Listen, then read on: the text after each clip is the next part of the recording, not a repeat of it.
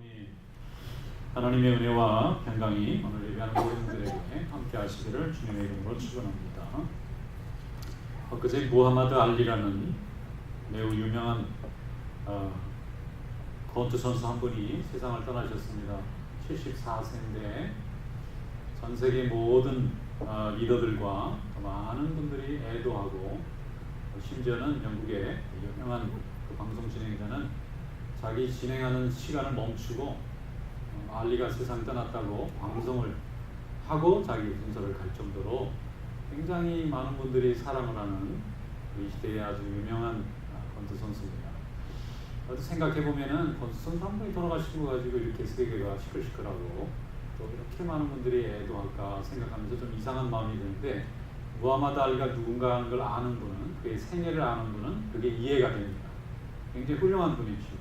단순히 권투 선수 정도가 아니라 이 시대에 한계와 핍박을 받은 가운데서도 변함없이 혈기나 돈노력을 풀어내지 않고 자기가에게 주신 하나님의 특별한 운동선수라는 이 자기 은사를 가지고 열심히 노력해서 정상을 3번이나 탈환하고 사람들에게 희망을 준, 정말 그 노력하면 성공한다고 하는 그 모델이 된 사람이에요.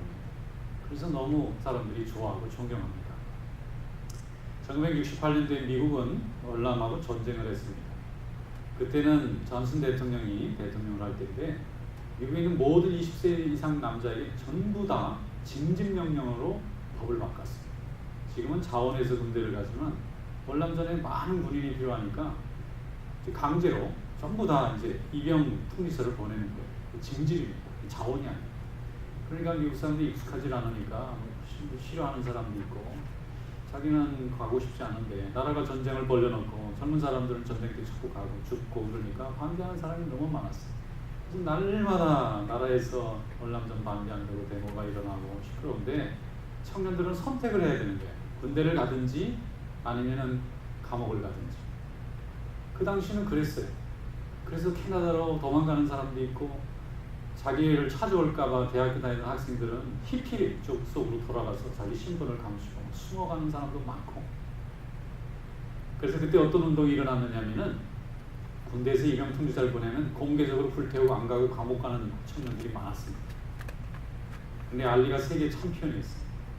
세계 챔피언이었는데 이 사람도 생각해보니까 이 전쟁 안 하면 괜찮을 것 같은데 나라가 전쟁을 계속 강행하겠다고 하니까 입영 통지서를 공개적으로 불태웠어요. 그랬더니 나라에서 헤비급 챔피언 타이틀을 박탈시켰어요. 감옥에 안 가길 다행입니다. 갔는지 잘 기억이 안 나는데 아무튼 나라에서 핍박을 많이 받았어요. 그 세계 챔피언이 그러니까 젊은 사람들에게 얼마나 영향을 많이 미쳤겠어요. 그리고 타이틀을 박탈당한 거예요. 그러니까 권투로는 세계 최고지만 전쟁을 반대하는 입장에 분명히 자기 표현을 했기 때문에 이 사람이 이제 정치적으로 핍박을 받은 거죠. 그러고 나서 전쟁이 다 끝나고 이제 자기 그 일이 이제 풀려났어요. 권투 선수로 다시 활동할 수 있게 됐는데 이 사람이 또 도전을 한 겁니다. 세계 챔피언이 다시 됐어요. 핍박을 해서 뺏겼는데 권투로는 역시 이 사람이 최고입니다. 세계가 열광했어요. 보통은 자기 소신을 잘 안 굽힙니다. 핍박하면 좀 피해 가는데 이 사람은 옳다 생각하니까 그래요. 이분이 또 이제 세계 챔피언을 하다가 이제 힘이 이제 약해지고 나이가 드니까 이제 잃어버렸어요. 나이 드는 것도 하나의 한계잖아요. 나라의 핍박도 한계지만 체력이 고갈되는 것도 한계입니다. 그런데 이분이 나이가 들었는데 또 도전을 하겠다는 거예요. 세계 챔피언. 그래서 아마 기억날 겁니다. 조지 포먼하고 프레이저하고 싸웠던 그 경기를 기억할 텐데, 나이가 다 많은 분이 어떻게 권투 선수를 나옵니까? 20대가 와도 지는 건데. 그런데 오히려 이겼어요. 시력까지 실컷 두들겨 맞다가 한 방 쳤는데 KO 돼가지고 이겼어요. 야, 이게 나이라는 한계도 넘어가는 거예요. 그래서 사람들이 너무너무 좋아했잖아요. 그래서 세계 챔피언을 3번이나 뺏겼다가 하고 이뤘다가 이런 사람. 그런데 파킨슨 병이 또 찾아왔잖아요. 파킨슨 병은 근육이 죽어가는 병이에요. 나중에는 다리를 끌고 다니고 팔을 끌고 다니고 나중에는 숨 쉬는 근육이 죽어버리기 때문에 사망해요. 근데 이분이 30년을 그걸 알면서 고생을 많이 했는데 그래도 굽히지 않고 사람들에게 좋은 일 많이 했어요. 어려운 사람들을 찾아다니고 용기를 내고 그래서 이건 단순한 권투 선수로 느껴지는 것이 아니라 인간에게 주어진 여러 정치적인 한계, 또 체력적인 한계, 모든 병의 한계, 이런 거에 굴하지 않고 끝까지 희망을 버리지 않고 하나님이 자기에게 주신 인생을 성실하게 살았다는 면에서 존경을 받는 거예요. 저도 참 감동적이에요. 아틀란타 올림픽 미국에서 열렸는데 마지막 성화 봉상 주자가 다리를 덜덜덜덜 팔을 떨면서 그 알리가 마지막 불을 붙이잖아요. 수십 년간 안 보였던 알리가 나타나는 거고 사람들이 너무 좋아했어요. 여러분, 이 사람이 그 자리까지 갈 동안 얼마나 준비를 했겠습니까? 권투 선수가 나이가 먹으면 은퇴하고 다시는 못하는 건데 얼마나 열심히 노력하고 애를 썼으면 그 나이에 다시 또 챔피언이 되고 타이틀을 또 뺏겼는데 또 노력해서 또 챔피언이 됐겠어요. 그건요, 이 사람이 자기가 천직이라고 생각하는 거예요.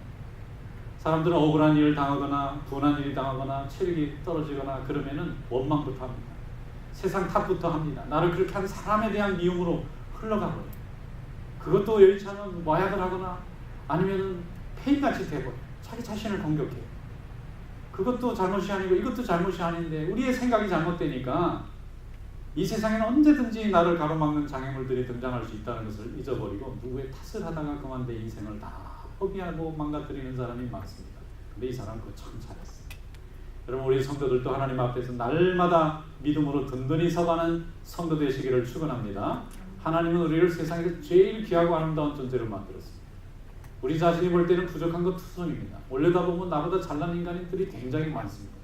그러나 하나님이 우리를 보실 때는 세상에 나 하나밖에 없는 귀한 자로 만드셨어요. 그래서 우리가 항상 감사하고 기쁜 마음으로 하나님이 내게 주신 생명, 내게 주신 인생, 내게 주신 믿음, 이것을 날마다 잘 준비했다가 하나님이 쓰시겠다고 하는 날 열심히 쓰임받을 수 있는 그런 성도 되시기를 축원합니다. 오늘 본문 말씀에 보면 예수님께서 한 가지 재미있는 비유를 들으셨어요. 하나님 나라가 이와 같다는 거예요. 하나님 나라는 눈으로 볼 수가 없고 만질 수가 없으니까 이 세상에 있는 샘플을 가지고 설명할 수밖에 없어요. 이것을 비유라고 합니다. 이 비유 중에 예수님께서 들은 비유가 열 처녀들이 결혼식 날 밤에 불을 밝히는 역할을 맡은 사람들의 얘기를 합니다. 어떤 사람은 이것이 무슨 종말에 대한 얘기다 하는데 종말에 대한 얘기라기보다는 현실에 대한 얘기.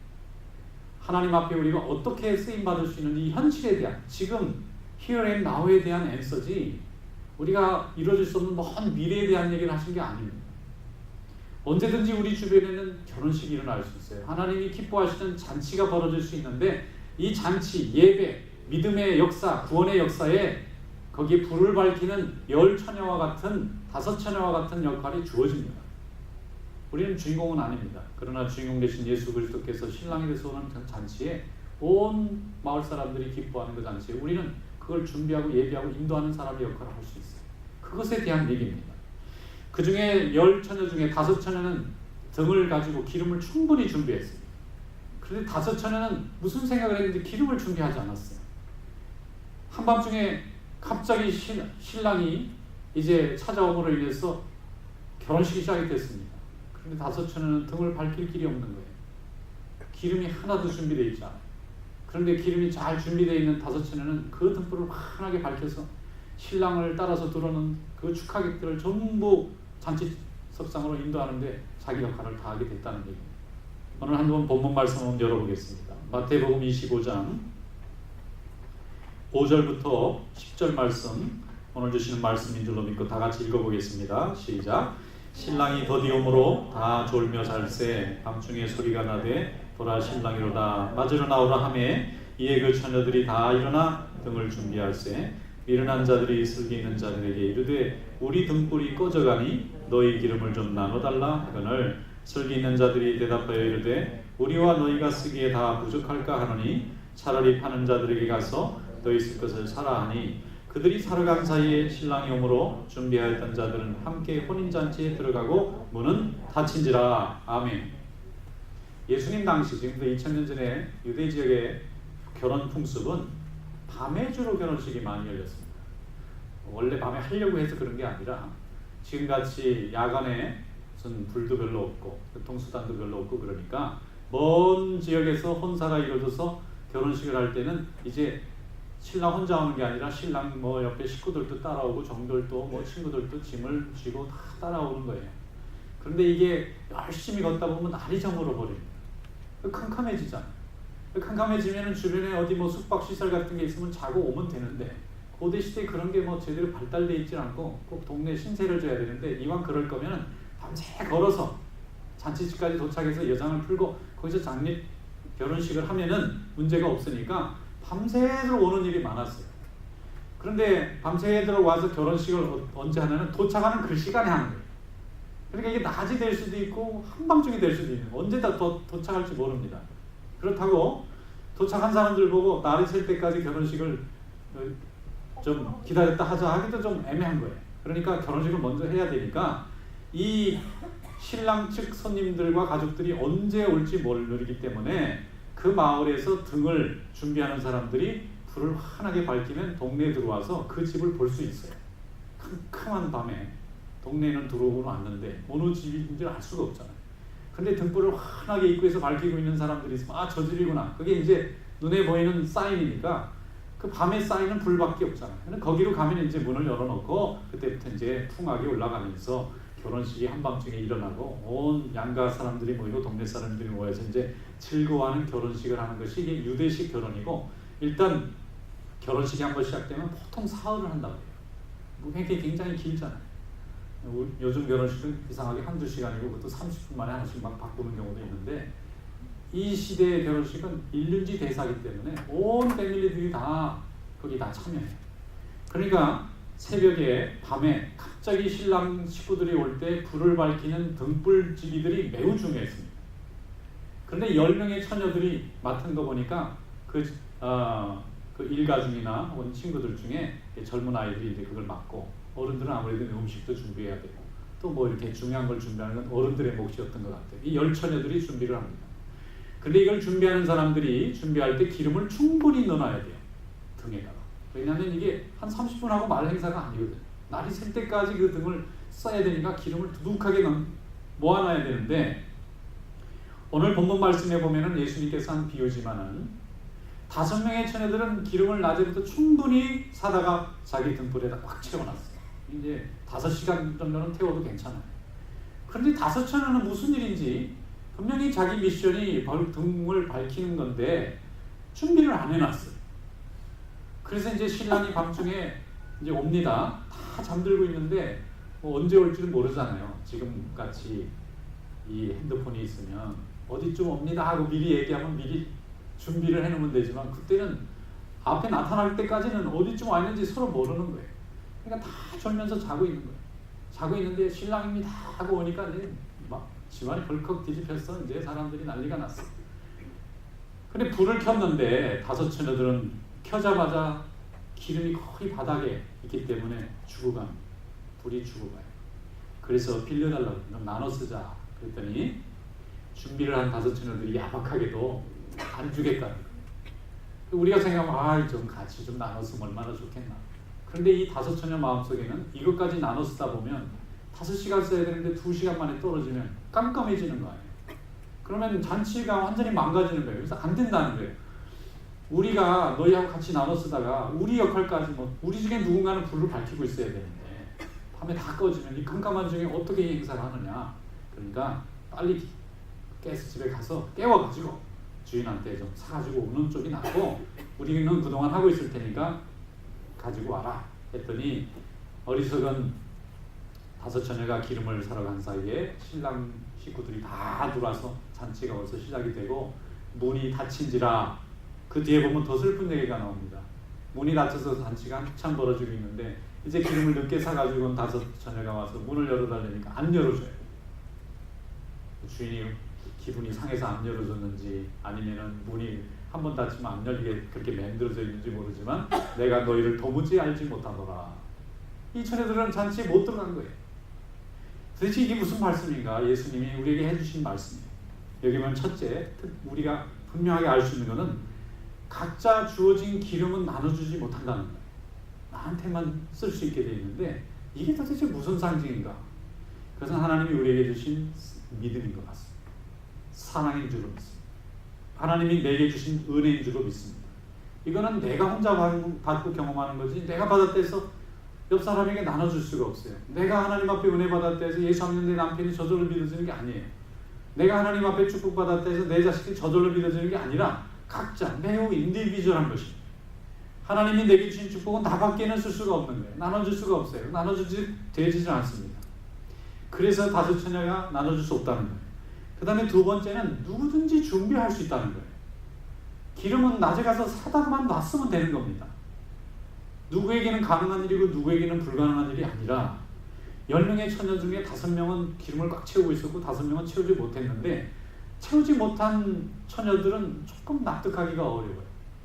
낮에 그 긴 시간 동안에 분명히 밤에 올 수도 있잖아요. 그러면 생각하기에 따라서는 설마 밤에 오겠느냐 이렇게 생각을 했거나, 아니면 하는 일이 뭘 하는 건지에 대한 심각성이 없었기 때문에 그때 돼서 해보지라고 좀 나태하게 생각했거나, 둘 중에 하나였기 때문에 기름을 준비를 안 한 것입니다. 여러분, 우리 신앙생활도 마찬가지입니다. 하나님은 우리를 언제 부를지 모릅니다. 어떤 분은 제가 부른다니까 죽나 생각하는데 그게 아니고, 언제 하나님의 일이 우리의 쓰임받을지 몰라요. 언제 하나님이 우리 보고 예배를 준비하고 우리 보고 영혼을 권하고 전도하라고 우리를 부르실지 몰라요. 우리는 늘 우리의 인생을 삽니다. 자식 낳고 기르고 또 열심히 돈 벌고 집 사고 그러면서 노후 장만하고 그 다음에 어디로 갈지도 알지 못하면서 열심히 준비하다가 인생을 사는데, 하나님은 우리의 인생 가운데 우리를 늘 부르십니다. 우리 소명을 받으면 우리는 응답해야 됩니다. 그런데 언제 부르실지 우리가 알 수가 없어요. 언제 이 교회에서 충성해야 되는지, 언제 하나님의 일을 위해서 하나님께서 우리를 부르시는지 알 수 없어요. 그런데 문제는 기름이 채워지지 않는 등으로는 불을 밝힐 수 없다. 여러분, 가지고 있는 믿음의 그 그릇에 하나님이 주신 성령으로 충만케 채워주시기를 축원합니다. 하나님이 우리를 부르실 때 쓰임 받을 수 있으려면 준비가 되어 있어야 돼요. 준비되어 있지 않으면 쓸 수 없습니다. 그래서 다섯 처녀가 슬피 울며 이를 감는 그런 그 고통을 당하고 있는 것입니다. 요즘 어스틴에 비가 참 많이 옵니다. 저희 집 옆에도 개울이 하나 지나가고 있는데, 물이 많을 때는 얼마나 많이 넘어가는지 뭐 뜰까지 막 올라오려고, 여기 놀이터까지 물이 막 차 올라와요. 조금 지나면 또 쓱 다 없어집니다. 그래서 참 이게 비가 이렇게 많이 오는구나 생각해서 다시 한번 동네를 봤더니 참 치수를 잘 해놨어요. 치수라는 것은 물을 다스린다는 뜻이에요.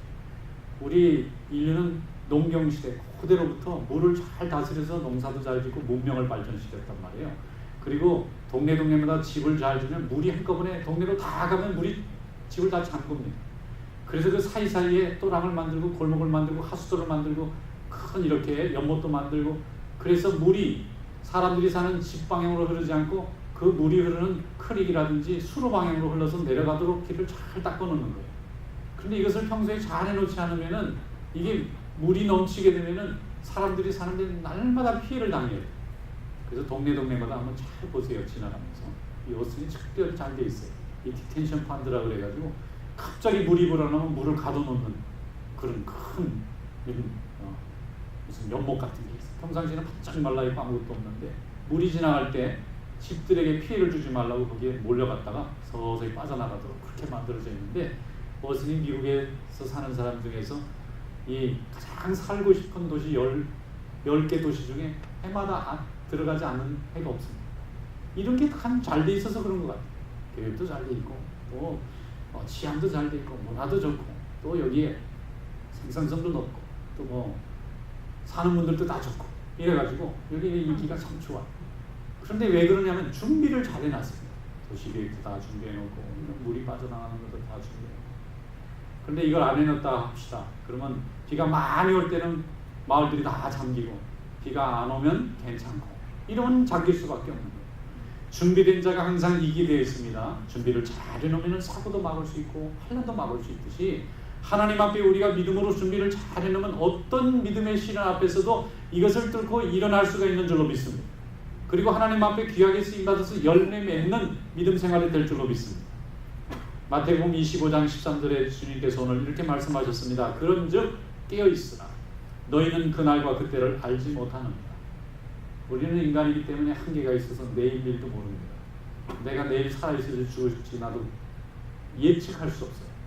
그런데 한 가지 준비를 잘 할 수 있습니다. 어느 때 하나님이 부르셔도 아무 후회나 염려나 두려움이 없이 하나님 앞에 설 수 있는 준비를 하는 것은 성공하는 것입니다. 이것이 바로 지혜로운 자의 모습입니다. 지혜로운 자는 흥할 때나 망할 때나 건강할 때나 건강하지 못할 때나 항상 하나님 앞에서 감사한 인생을 살아갈 수 있게 준비를 해놓으면 성공한 사람입니다. 그런데 성공만을 가정하고 살다가 실패하면 망하잖아요. 절망할 수밖에 없어요. 그러면 하나님 앞에서 항상 준비된 믿음, 준비된 생명 될 수 있기를 축원합니다. 예수님께서 우리에게 말씀하셨습니다. 너희는 세상에서 빛이요 너희는 세상에서 소금이라 그랬어요. 너희는 빛이 돼야 된다, 소금이 돼야 된다가 아니라 예수님을 믿으면 그 순간 그냥 빛이 됩니다. 그냥 being이 되어버렸습니다. 비커밍이 되는 게 아니라 being이 되어 있는 거예요. 소금입니다. 그럼 빛은 뭐고 소금은 무엇입니까? 빛은 어둠을 밝힙니다. 소금은 맛을 내고 부패를 막아줍니다. 예수를 믿었다는 것은 하나님의 자녀가 됐다는 거고, 생각하는 방식이 다르고 또 마음의 방향이 다르고 또 우리의 삶의 내용이 다르다는 거예요. 이것이 예수 믿었다는 것의 진정한 의미잖아요. 가족 중에 예수 믿으면 나 때문에 내가 가족 중에서 빛과 소금이 되어 있는 거예요. 내가 그들에게 소망이 되어야 됩니다. 그들이 그 죄악 가운데서 나의 삶이 그들을 막아줄 수 있어야 됩니다. 그래야 참된 빛이요 소망이 되는 거예요. 예수님께서는 우리더러 항상 그렇게 준비된 삶을 살라고 하는 거죠. 은혜 받을 때는 하나님 자녀 같다가 은혜가 떨어지면 하나님 자녀 아닌 것 같고, 이렇게 되면 안 되는 거예요. 항상 하나님의 자녀로서 항상 준비되어서 우리의 위로가 필요하고 우리의 기도가 필요하고 우리의 소망이 필요할 때 그들이 우리로 인해서 용기가 얻어질 수 있어야 됩니다. 마태복음 5장 16절에 주님이 말씀했어요. 너희는 이같이 너희 빛이 세상 사람 앞에 비추게 하여 그들로 너희 착한 행실을 보고 하늘에 계신 너희 아버지께 영광을 돌리게 하라. 할렐루야. 여기서 착한 행실은 뭐예요? 이게 어려운 사람 도와주고 구제하고 이런 차원이 아닙니다. 나의 삶의 전체 내용이 하나님 보시기에 선하고 좋아서 주변 사람들이 나의 삶을 보면 위로가 되고 용기가 되고 소망이 되게 하는 그런 삶을 살아가는 것입니다. 그 중에 물질도 한 도구가 될 수 있지만 물질만 할 수 있는 게 아니잖아요. 시간도 내줄 수 있고 또 고민도 나눠줄 수 있고 또 가서 섬겨줄 수도 있고 말씀을 가르쳐줄 수 있는, 이게 착한 행실입니다. 이것을 보고 사람들이 우리가 믿는 하나님이 살아계신 것을 고백한다는 것입니다. 여러분, 하나님 앞에 헌신하시길 축원합니다. 내가 사람들에게 칭찬을 받고 하나님을 영광을 돌리지 않으면 이것은 우리에게 죄가 되지만, 하나님이 원하시는 빛과 소금의 삶을 살다가 사람들이 그로 인해서 하나님을 발견하면 우리는 하나님께 영광을 돌리게 되는 것입니다. 여러분, 이런 삶이 되시길 축원합니다. 세상에 많은 사람들이 소망 없이 삽니다. 인생의 소망이라는 게 이 땅에서 잘 사는 것에 대한 소망뿐인데 우리는 하늘의 소망을 가지고 살잖아요. 그 하늘의 소망 때문에 이 땅의 삶의 색깔이 바뀌는 거죠. 그래서 오늘도 성령님을 모시고 사는 삶을 사는 것입니다. 기름을 준비하는 성도 되시기 바랍니다. 이미 여러분들에게는 하나님 다 등을 주셨는데 기름이 바닥나 있으면 필요할 때 불을 키울 수가 없어요. 필요할 때 불을 밝혀서 사람들이 찬치할 수 있게 도와줄 수가 없습니다. 항상 기도하는 사람이 급할 때 기도하지 평생 기도 안 하다가 갑자기 기도가 안 됩니다. 늘 예배 드리는 사람이 급할 때 예배당 찾는 겁니다. 예배를 드릴 수 있게 돼요. 항상 봉사하던 사람이 급할 때 봉사하는 거지 평생 안 하다가 자기가 결심해서 되는 게 아니에요. 그렇게 하면은 경험도 부족하고 안목도 부족하고 통찰도 부족하고 판단도 부족하고 자기가 채워져야 남도 나눌 수 있잖아요. 그러려면 평소에 기도하고 예배드리고 봉사하는 일이 늘 날마다 마음과 삶에 배어 있어서 그게 필요한 사람에게 공급될 수 있게 돼야만 준비되어 있는 것입니다. 여러분, 준비한 지혜로운 처녀같이 되는 믿음 되시기를 축원합니다. 조금 미련해 보여도 매일매일 조금씩 내 몸에 배도록 하는 것이 굉장히 중요합니다. 사도행전 3장에 보면은 베드로와 요한이 예루살렘 성전에 기도하러 올라갔다가 안진뱅이를 일으키는 그런 기적이 일어납니다. 거기 보면은 사도행전 3장의 앞부분에 이렇게 되어 있어요. 베드로와 요한이 매일 기도하기 위해서 제9시에 성전에 올라가다가 나면서부터 안진뱅이 된 사람이 거기서 구걸을 하는데 그를 쳐다보니까 이 사람이 무슨 돈을 줄까 해서 빤히 바라볼 때에 돈은 없는데, 내가 너에게 돈은 줄 수 없는데 나사렛 예수 그리스도 이름으로 명하노니 일어나 걸으라. 이 사람한테 치유의 역사를 허락해 줬어요. 아마 돈은 없는데 그럴 때 안진뱅이가 굉장히 실망했을 거예요. 돈이나 좀 줄까 싶어서 찾아봤더니 돈 없대. 은과 금은 내게 없거니와. 은금이 그러니까 얼마나 좋아했을 거예요. 저는 야, 금을 줄래나 보다. 그건 없는데, 나는 금과 은이 없는데 너에게 금과 은보다 더 좋은 걸 주겠다. 예수님의 이름으로 일어나 걸어라. 이 사람이 걸어가요. 여러분, 베드로와 요한이 평소부터 그렇게 사람 잘 고치는 사람이 아닙니다. 그리고 그 후에 이 사람이 계속 고쳤다는 얘기도 없어요. 그때 한번 고쳤어요. 그것은 하나님이 하나님의 교회를 세우고 영혼을 권하기 위해서 그 순간 그 사람을 쓰신 거지.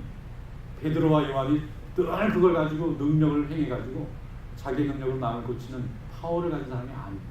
성경에는 그렇게 가르치는 법이 없어요. 근데 왜 이 사람이 쓰임 받았느냐? 날마다 정오가 되면 성전에 올라서 기도한 사람이기 때문에 쓰임 받는 거예요.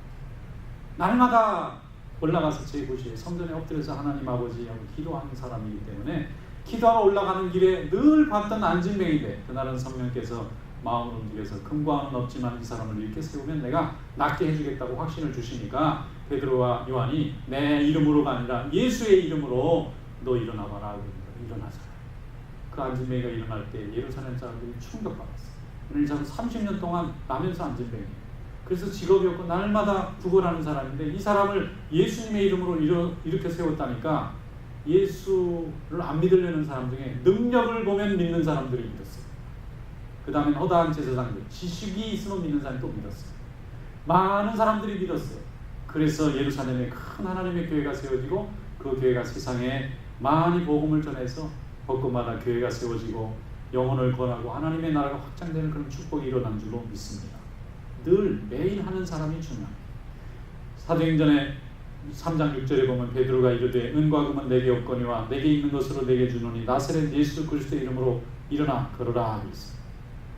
사도행전 2장에 보면은 초대교회 교인들의 삶의 내용이 자세하게 설명되어 있는데 2장 46절에 보면 이렇게 되어 있어요. 날마다 마음을 같이하여 성도가 서로 모이기 힘쓰고 말씀을 서로 나누고 이렇게 되어 있어요. 날마다 모인 겁니다. 교회를 일주일에 한 번 모인 게 아니에요. 그 사람들은 에브리데이 어디 가니까 교회 이름이 에브리데이 성경대로 이름을 정합니다. 매일 모였어요. 매일 모이지 않으면 견딜 수 없는 거예요. 매일 가고 싶어 하는 거예요. 그랬더니 47절에 주께서 구원받은 사람을 날마다 더하게 하십니다. 여기도 날마다 믿는 사람들이 자꾸 찾아오고 나도 은혜 받겠다고 찾아오는 겁니다. 여러분 하나님의 교회가 정말 좋으면요 매일 오고 싶어져요. 근데 가끔 한 번씩 오고 싶으면 더 오고 싶어집니다. 여러분 마음속에 날마다 성전에 오고 싶은 마음이 충만하시기를 축원합니다.